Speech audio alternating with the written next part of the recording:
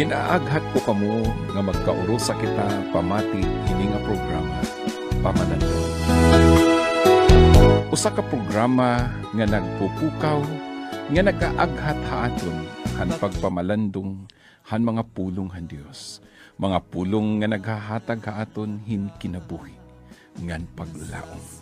Mga pulong han Dios nga naghahatag hin kalamrag ngan kasulbaran han aton mga Awit sumasamba, sumasayaw sa'yo, naghihintay ng pangungkusap mo. Pagising sa umaga, naaalala ka, nasasabik ang puso ko na makapiling ka. Mahawi, sumasamba, sumasayaw sa'yo, naghihintay ng pangungkusap mo. Ayaw kong makulang ng kapangyarihan mo. Ayaw kong makulang ng kabangalan mo. Jesus, dakila ka, naging sandigan ko. Lakas ko ay nanggagaling sa'yo.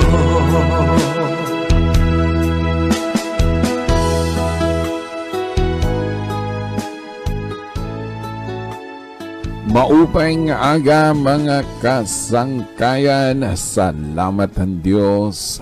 Bag-o naliwat nga adlaw, bag-o nga kusog, bag-o nga kinabuhi nga ginhatagan Diyos san kada usa. Kumusta sangkay higala, gising-gising na? Bugo Sinirangan, Visayas, Rehiyon 8. Kumusta ang mga kabugtuan naton dinhi han bugos nga Tacloban, bugos nga Sinirangan, Visayas, bugos Pilipinas, Luzon, Visayas, and Mindanao, bugos kalibutan. Kumusta kamo yan ang adlaw? Ang mga nagkadurod dilain naton nga mga kasangkayan han ibangan nasod, bisan harayo hapinas. Pero padayon hirang namamati nagkikitaan aton radio program through Facebook. Salamat ang Ginoo naton mga kasangkayan ha Mindanao, ha Luzon, ha northern part of Luzon, sa Isabela, sa Baguio, bisan hain man hirang nga lugar. Daghang salamat kaninyong tanan nga mga Cebuano, Waray-Waray, Ilonggo, Ilocano, Sabacano, ano matiyon niyaknan, okay lang. Pero aton gamiton nga nistoryahan di ano is waray-waray kaya di kita hatakloban. Pasensya na pero nagato ako nakakaintindi kamo ini ngan ang Ginoo maghatag ha iyuhin kusog ngan bendisyon han iyo kinabuhi. Ngan may da kita bago pasalamat ako tun kay may da text sa aton nga nagpapahibaruhaton nga may da kuno kita damo nga mga listener dida hakamay sihay Palo Leyten, mga mag-uruma dida. Yes, mabisita ka iyo dida no, dida hakamay sihay hamay gakaw. Ang Dios magabindisyon hayo haranila kitan duro. Tagapalugyap ako. Salamat kay ang Diyos nagahatag yung kusog, mga mag-uruma, mga mangirisda, mga janitor, driver, ano man iti mo trabaho. Damo nga salamat na iyong mga kasangkayan. Maupay nga aga kada usa.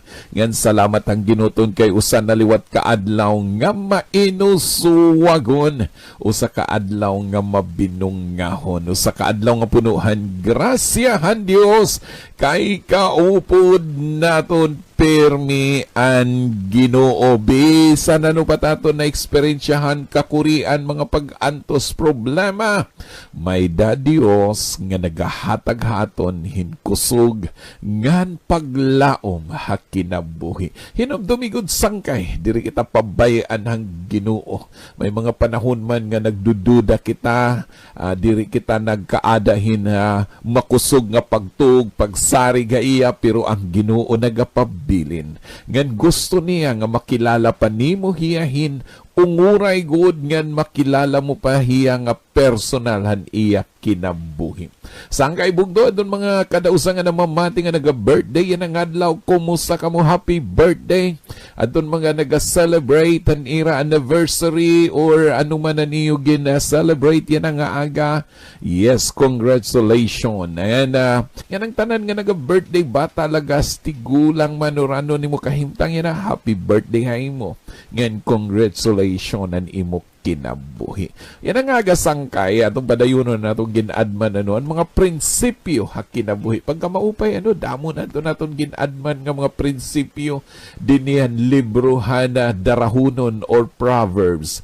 Now yan ang aga atong basahon, and Proverbs chapter 23 medyo mas taas-taas ini from verse 19 up to verse 28. Medyo halaba pero aton ini usa-usahon. Unahon aton pagbasa ang verse 19 to 21 in the book of Proverbs chapter 23 or Darahunon kapitulo 19 ngadto 21. Ngan anon mga prinsipyo nga dapat naton adman yan nga aga. Nasaringan verse 19, anak, pakinggan mo ang itinuturo ko sa iyo. Maging matalino ka at sundin mo ang tamang daan. Huwag kang gumaya sa mga lasinggo at matakaw sa pagkain, dahil ang gaya nila ay hahantong sa kahirapan. Tulog lang sila ng tulog, kaya sa bandang huli ay nagdadamit na lang sila ng basahan. Wow! Ibang klasit gihimang rawan din nga prinsipyo sangkay. Now, atong padayon nun in verse 22 to verse 25 na siring.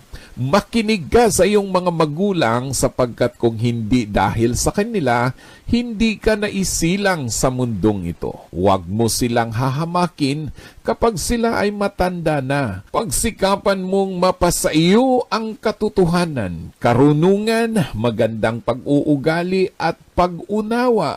At huwag mo itong ipagpalit sa kahit anong bagay. Matutuwa ang iyong mga magulang kung matuwid ka at matalino.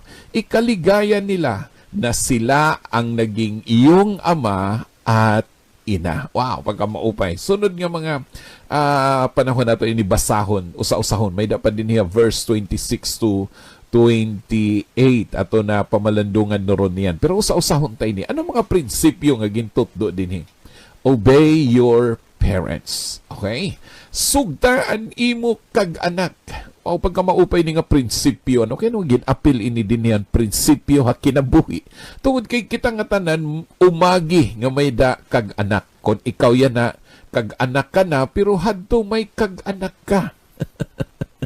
Kay basta nga lumipas na't panahon, saring ko nga hauna, kita may da kita mga ninong, may da kita mga ninang, may da kita mga uncle, mga auntie, may da kita lulu, lula, yan na, kita na ito ninong, kita na ito tiyo, tiya, kita na ito lulu, lula, tungod kay naglipas na ang mga panahon nga nawara na hirap. Pero umagi kita, hiningatanan nga nagkaada kita hingkag anak, tungod kay waray kita anak hinuor mataw hininga kalibutan nga liki lahang kawayan kundi may da kita ginaagian nga mga magulang. Ngan actually usa ini kakamatuuran yan nga aga sangkay nga kung ano iti mo kinabuhi yan na tungod ito kung paano mo ginrespeto ngan kinikilala nga ginsugot iti mo kag anak. Kay damo haaton nga tungod aton pagsuway hit aton mga kag anak naging sugad kita, di ba? Mo itot kamatuuran. Medyo masakit ini nga kamatuuran yan ang ngaga naton himangrawan, pero amo ito dapat naton leksyon nga kung kita naging nanay tatay na yan ang mga panahon aton ini itutduhan aton mga anak nga maging masinugtanon gud hirahan ira kag anak tungod kay usa ini sa mga sugo nga gintutdo ha Ginuha aton, sugo nga may ada kaupod nga promesa or bendisyon niyan aton ini basahon. So, importante ini. Obey your parents. Ikaw nga namamati ang nga anak or mga young people, mga kabataan. Or kung wari man namamati or ikaw nga namamati nga tatay, nanay, itutdo ini haira samtang diri pa urhi ang panahon. Diri lang nga idisiplina o disiplinahon nato nira, kundi tutduan nato nira. Paano hira sumunod ngan sumugot han ira mga kag anak. Anong saring dini yan ginhimangrawan kasi dinhit mga anak. Now, amo init pinaka-importante. Kung diri ka man anak, ikaw an may ada anak, salit aton ini itutdo. Anong saringan verse 19? Anak, pakinggan mo ang itinuturo ko sa iyo. Maging matalino ka at sundin mo ang tamang daan. So makita ni mo ano nga naghimang raw din no sa katatayhan niya anak kaya gintutdo nga dapat maging masinugtanon. And verse 20 to 21, huwag kang gumaya sa mga lasinggo at matakaw sa pagkain. Now, grabe ni nga pagtutdo. Ano ba't nananabuhan mga tao nga lasinggo? Ng mga tao ang ginhunahuna la pagkaon. Anong saring din dahil ang gaya nila ay hahantong sa kahirapan. Tulog lang sila ng tulog. Kaya sa bandang huli ay nagdadamit na lang sila ng basahan. Makita ni mo kasi sangkay, kamaturan ikaw nga namamati yan. Ano ba itong resulta ang kinabuhi nga sigila kamon irignom, puro la kita barkada, mas maupay pa ito na barkada kay nakakapalit pa kitang sumsuman, pero ito na aton na mga anak nga ni halos diri na to napapalitan bisan naman la vitamins sangkay usa ini ka makabirido nga kamatuuran, pero amo init realidad nga nababatian nga nakita naton habisan nga in nga sulok dinhian aton lugar.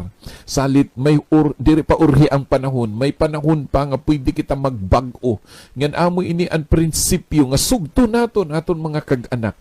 Then in verse 22, makinig ka sa iyong mga bagulang sapagkat kung hindi dahil sa kanila, hindi ka na isilang sa mundong ito. Huwag mo silang hahamakin kapag sila ay matanda na. Usay ni ka warning, usay ni ka kamatuuran.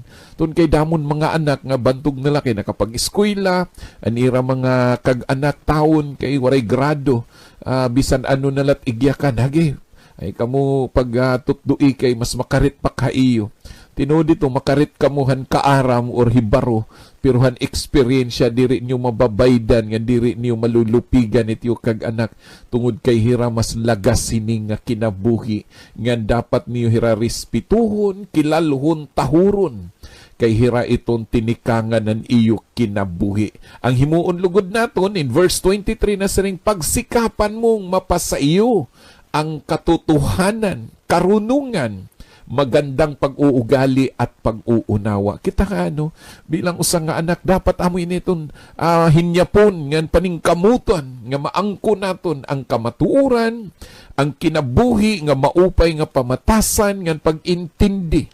O ano pa din niya, tuwag mo itong ipagpalit sa kahit anumang bagay.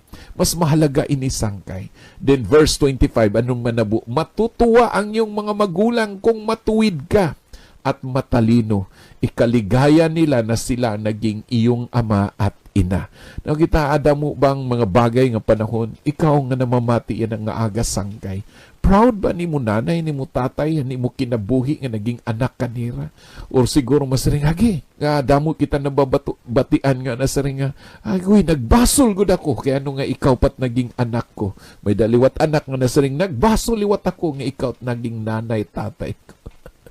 Ang rason nito sangkay tungod kay dinhi nagdidipindi ton kay nangalimot kita pagsunod ngan pagrespeto aton kag anak.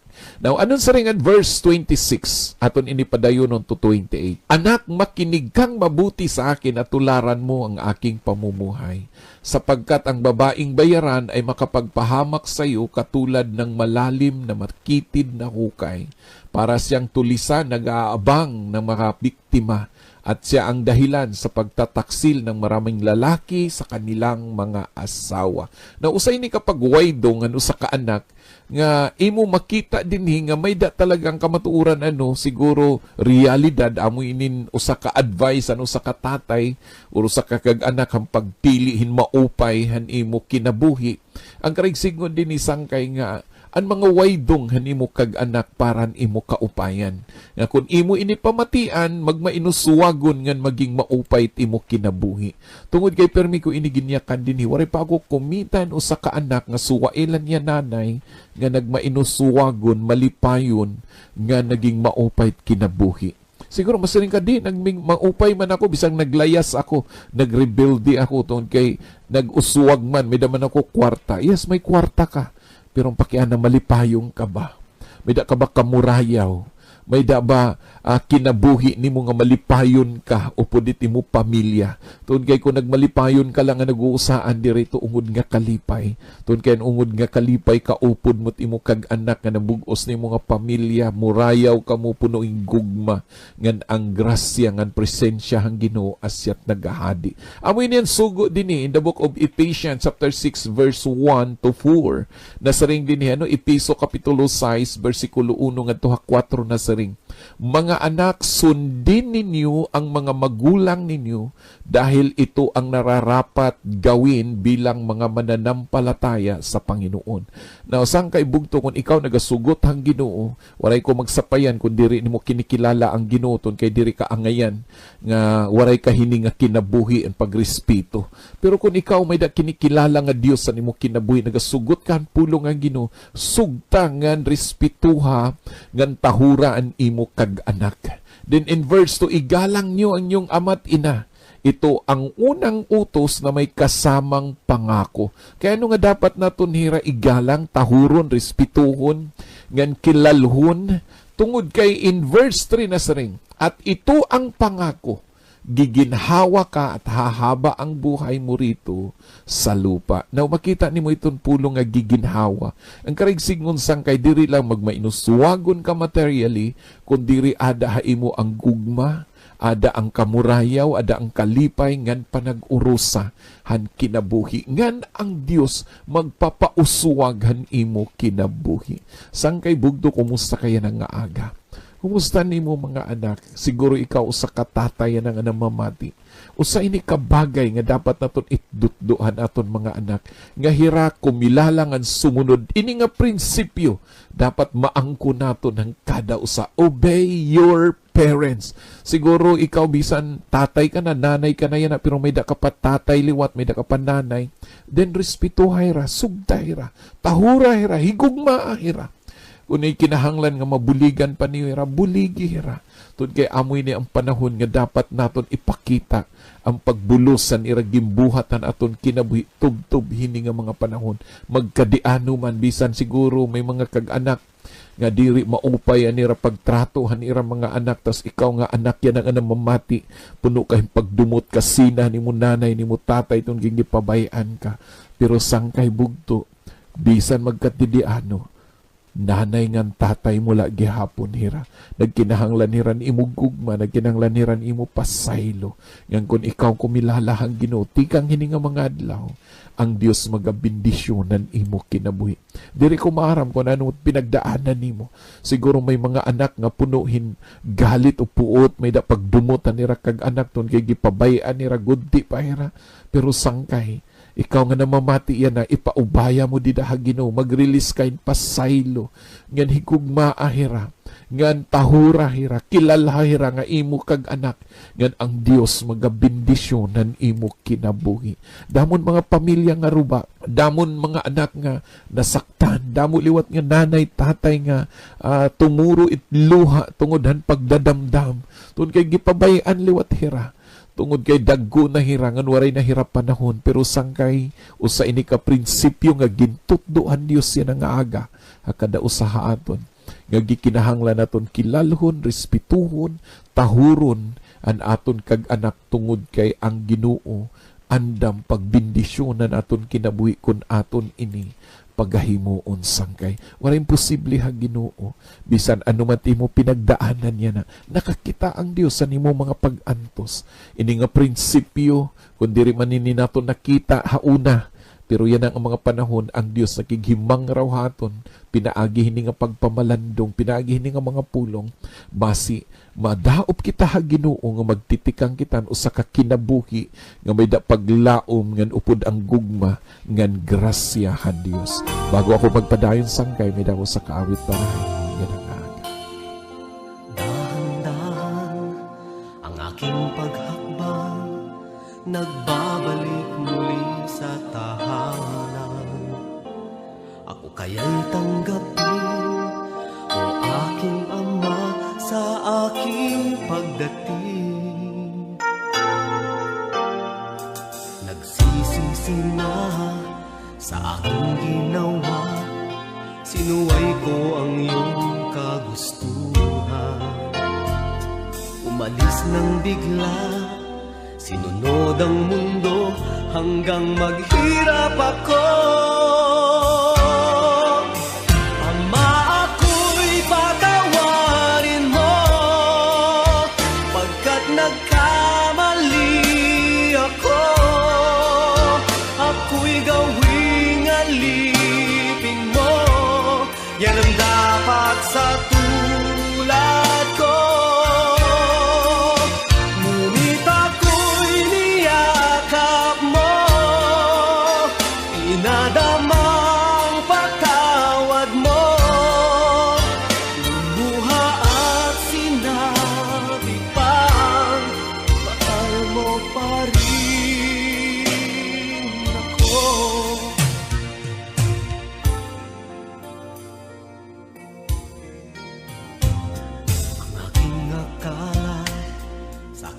Babalik, masasalubong ang iyong galing. Ngunit ang nanaig sa iyong damdamin ay ang iyong pag-ibig. Mamahaling damit, makinang nasinsin, agad ibinihis mo sa akin. Marangyang naghanda, nagsaya dahil sa ako ay nagbalik na. Ama, ako'y patawarin mo, pagkat nagkamali ako.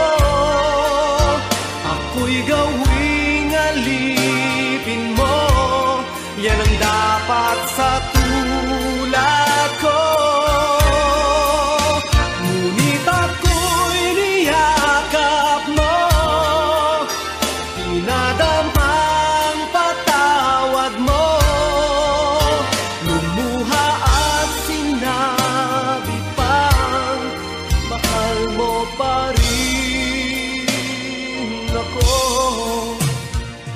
Kahit na kay bigat ng aking kasalanan,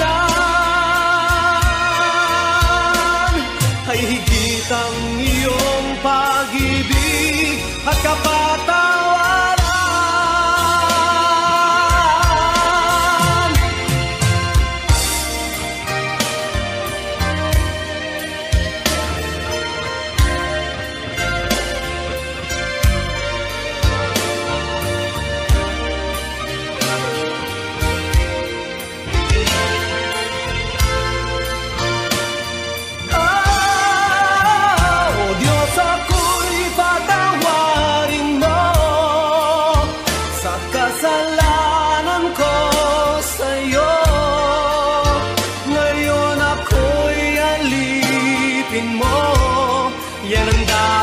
Sa tulad ko,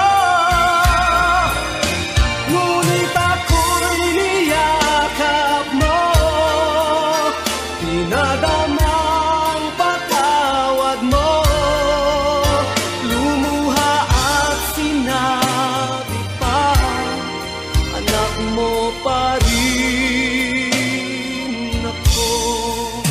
Lumuha at sinabi pa, anak mo pa rin ako. Amen. Pagkamao pa ito nga kanta sa aking muling pagbabalik. Sa kastorya ito ha Biblia sang kaya no, sa kaanak nga mausikon o sa kaanak nga suwail han iya tatay. Naglalarawan ng gugmahan Diyos sa naton kinabuhi. Damon mga panahon siguro nga kay ano nga sugad itaton kinabuhi. Amoy usas mga prinsipyo nga nangalimtan naton is to obey and respect our parents.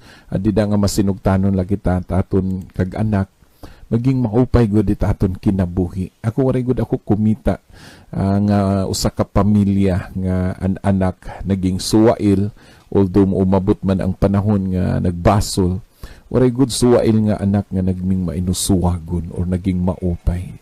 Naging maupay man hira, hadi na nangaro na hiran pasaylo, hadi na nagpaubos hiran ira kalugaringon. Pero hadi na nagpapabilin hira, agi gud hirahin mga pag-antos nun kay ira gin suway. Waray nira sugta, iti ira kag anak. Salit sangkay, usay ni kaminsahi, prinsipyo ini ha Biblia. Nga gikinahanglang gud nga aton sugton an aton kag anak kay the moment nga kita sumuway ha ira may mga consequences. May dagud naton maaani nga mga bagay nga diri maupay. Noon dumakuhad to nga mga panahon na di na nagdadamdam ako na akong tatay. Teenager pa ako. Nag-antos ako, umabot ako ng mga pag-antos sa kinabuhi, pero umabot ang panahon nga ako nangarong pasaylo. Ita akong tatay, nga akong nanay, nga akong mga kabugtuan. Salit sangkay, amoy hindi kinahanglan naton. Siguro ikaw nga namamati yan na. Mida kapag kukulang, hani mo nanay, hani mo tatay, amoy ning panahon. Naro kang pasaylo, amoy ning panahon nga imo ihatagan, imo gugma, ngan respeto, ngan pagtahod, ngan pagsugotan imo mga kag-anak. Labi na ngay may panahon pa.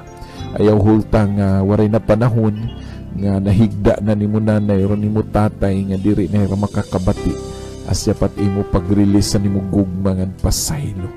Kung ikaw sa katatay man o sa kananay na, may da ka mga anak. Diri man kita perfecto nga tatay nga nanay. May da kita pagkukulang. Usa ini ka mensahe adiyo sa kada usaha aton niya nga aga. Kaya ang Ginoo naghihinyap din usa ka pamilya nga puno ang grasya. Pamilya nga ada ang kamurayaw, ada ang kalipay, ada ang presensyahan Dios nagahadi. Kay ano nga sugad itaton kinabuhi damon mga pamilya nga naruruba tungod kay usa sa mga bagay ang prinsipyo nangalimtan naton ang pagkamasinugtanon ng aton kag anak. Sangkay bugtuhin o kaman ano man mo kahimtang nga gusto ko buligyan ka ang mga pag-ampo kay may da Dios nga maluluyon. Mag-aampo kita. Amay nga Dios nga makagarahon. Damo salamat ginahin nga mensahe. Nakita nimo ang kada pamilya, may mga problema. May mga kakurian nga ginaabat Ginoo. May mga anak nga punuhin pagdumot kasinahan ira kag anak tun kay hira na pabayaan. Pero yan ang aga Ginoo nagahatag kami namon pasaylo. Ngan i-restore nimo ang ruba nila nga relasyon ngan kinabuhi. Pinaagi ha imo gahom Ginoo. May mga kag-anak nga may mga pagkukulang. Yan ang aga Ginoo nagaampo ako nimo grasya. Tutdui ang kada usa. Nga ng kada pamilya magkaurusa. Nga ng imong grasya asyan maangkon nira kada adlaw Dios. May mga kabugtuang kami ada mga balatian ada sakit. Ginoo nagaampo kaming kaupayan ng ngaran ni Jesus. Nga wala imposible ha imo. Ininakon mga pag-ampo Ginoo. Ha imong ngaran good lang. Amen. Yan, amen. Sangkay bugto nagatuo ako. Nga kada adlaw may milagro nga pagabuhaton ng Dios san imo kinabuhi. Kung ikaw naka-experiensyahin milagro, may mga testimony hanyo kinabuhi, pwede kami mag-text sa amon ang numero hining nga Globe 0966-365-6166. Nga na smart naman 0949-623-2614. Maghulat kami sangkay ganhang to na sunod naton nga pakigupod buwas na liwat nga higayon ini ngayon sangkay Pastor Sito Candoli. Kaupod ko dito hay technical side di Kuya Ariel Piñalosa. Magsisaring kami ha imo yan nga aga nga higugmaong kagudan Dios ora-ora. Bugto Aada ka ba ha sitwasyon han imo kinabuhi nga nagugupong ka o nagbibiling ka hintabatunan han imo mga pakiana ha kinabuhi o kung diri ka na maaram kung ano it imo hihimuon? Bugto, may ada hito kabatunan ngan kasulbaran han imo mga problema. Hinaaghat ta ikaw hapag pamati ini nga programa Pamalandong.